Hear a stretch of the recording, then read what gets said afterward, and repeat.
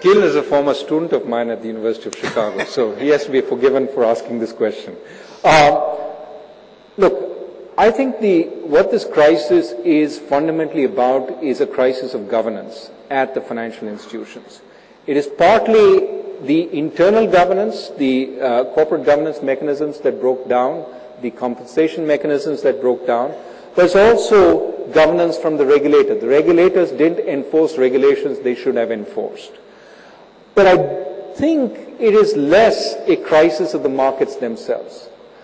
Just as an example, the mortgage-backed AAA-rated securities that were treated by these institutions as very low risk, the market actually understood they were higher risk and demanded a higher interest rate for these instruments. So these instruments were paying 100, 200 basis points over corporate AAAs, reflecting the fact that the market understood these were riskier. In fact, that was precisely why the institutions held on to them, because they said, mistakenly, we're getting AAA instruments, but we're also getting 150 basis points more yield, right?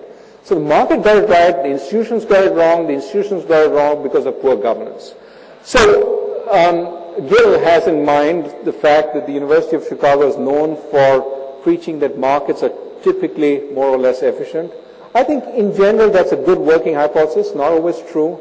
The real problem in this crisis is not so much the markets broke down, but the participants in markets had serious problems which caused them to break down. And as a result, then the markets broke down. You can't have a market functioning well when participants have serious distortions in their incentive structures and in their behavior.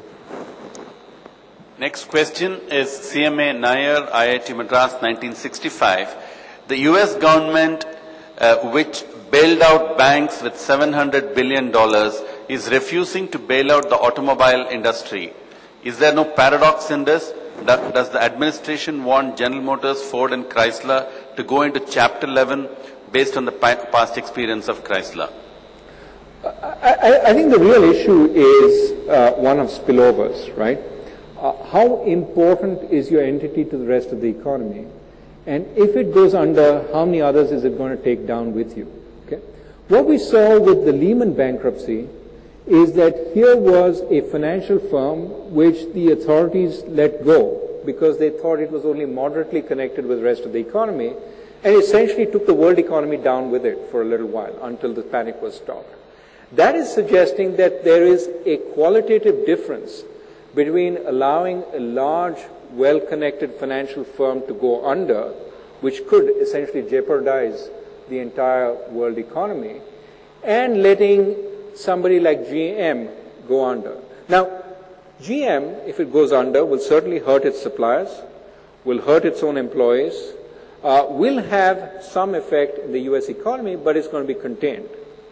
Now, U.S. taxpayers are legitimate in asking, why is GM being bailed out while my small firm, which doesn't have any friends in Congress, is being allowed to go under simply because it doesn't have any friends, right?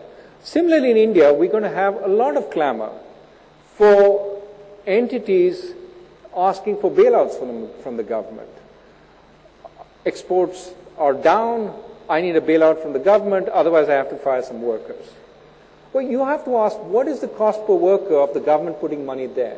Should the government not put the money in Orissa, where they don't have any firms which are providing jobs for the workers, but there are people who are lying destitute in the villages there? So these are trade-offs that the government has to make. It has to essentially figure out, is there a public purpose in bailing out this entity? Now, all said and done, I think no politician in the United States will allow an entity like GM to go under. They will, sit on the high pedestal and say, we should not bail out these firms. But as you can see, the current administration, hoping that they wouldn't have to bite the bullet, that Congress would bite the bullet and bail out these firms. Once Congress proved unable, the administration has come up and said it's going to do the job. It's going to do just enough so that it can pass on the hot potato to the Obama administration, which will then have to figure out, does it really want to bail out GM or not? And ultimately, my prediction is some sort of bailout package will be put in place for certainly GM, perhaps Chrysler also. Thank you. This is Mr. R. Rajan, IIT Bombay, 95 batch. I'm sorry, it's to you. It's Mr. Navneet Agarwal. Do you see direct taxes coming down in India? Direct taxes? Coming down in India. To what? Coming down from the current levels. I'm not sure what the question means. Is the questioner here? What? Income taxes. Do I see income taxes coming down in India? Rather, probably, would you like them to come down in India, happy at the way they are? Okay, if you're referring to this particular crisis, and again, this is my personal opinion, all that I've said so far is my personal opinion, not representative of anything the government thinks. I don't think the problem is one of consumption. And Indian income tax rates are already at a relatively low rate. And the problem, as Vijay pointed out, is that we have a large deficit. So if we cut income tax rates, we cut excise rates, we cut all other tax rates, who's going to pay for all the goodies that the government provides? Or are we going to have an entirely revenue-free government which only spends, in which case we have to worry about who's going to finance the government? So I really think that we need to think about where we get the biggest bang for the buck.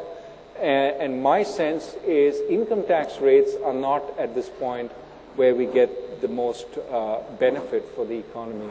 It seems to me more in trying to make sure those infrastructure investments take place. Well, this is Mr. K.A. Joseph, IIT Madras, 73 batch. Why did you not cover issues such as the failure of the rating agency system in rating the mortgages, the excessive leveraging of the U.S. banks more than 30 times in contributing to the big crisis in the U.S.? There were about 10 slides. I was talking through a presentation, which I took out because I knew I wouldn't have time to cover them. So yes, I could have covered that. I wasn't sure that much of the audience would have been interested in the arcane details, but we can go through that in a private conversation if you want. But yes, those were important things, the excess leverage. Talked a little bit about the short-term debt, the 30, 40 to 1 ratios outside the U.S. banking system were part of the concern. The rating agencies went along with the flow. They were part of it, but everybody wants to blame them and saying they were responsible. There were people who were willing to believe the rating agencies, even though, as I said, the instrument they were rating AAA was paying 200 basis points over a similar corporate AAA-rated debt instrument. If something is paying you so much more, don't you have a duty to be suspicious and say, is this the same thing or is this really much riskier?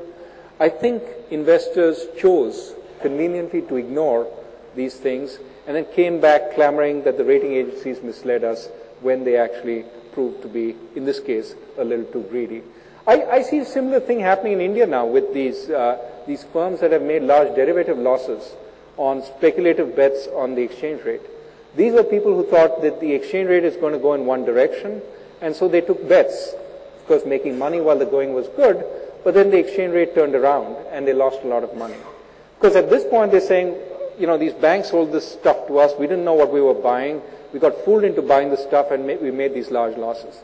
This is a natural incentive of people who make losses to blame others, and the danger is to actually believe them and to change things to accept their claims. You take